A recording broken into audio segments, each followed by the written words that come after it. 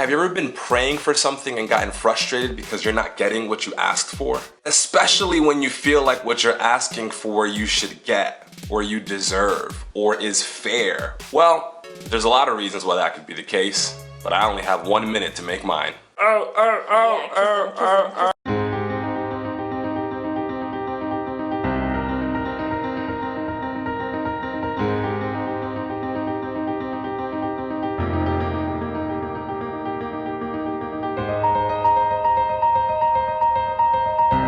In this episode of our One series, I'll give you one thing to keep in mind, and I'll spend a minute telling you why. God will always answer you, but He will never answer to you, and you don't want Him to. How and why you approach God affects how and if He answers you. Don't believe me? Start the clock.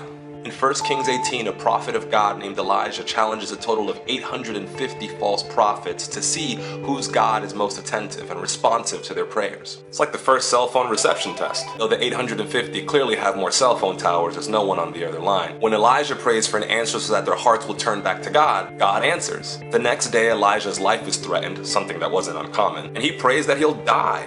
And God doesn't answer, which is a good thing. You don't want a God that will answer to you. Because you and I change our hearts, our minds, our passions, our desires, our emotions, sometimes our emotions change us. You don't want a God that's a slave to your wants. And even if it is a need, you may need to change your approach in asking. The same way you wouldn't give your kids something they want and could have and maybe even should have because they ask it as if they should have it. God will not give us what we could have if we approach Him as if we should have it. God is in the business of turning hearts back to Him. And since our hearts are deceitful above all things, He has to remain true to Himself, not you. And by doing so, He can meet your true needs.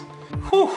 No way I can do that justice in a minute. What are some scriptures you hold on to when you're waiting to hear back from God? Leave your answers in the comments below. Subscribe to get more content like this. Press the like button and share it with your friends. I want to hear from you. Please tweet at me, write in the comments, message me, find me on Snapchat. I want to talk and communicate about the things that maybe you're going through in your spiritual walk.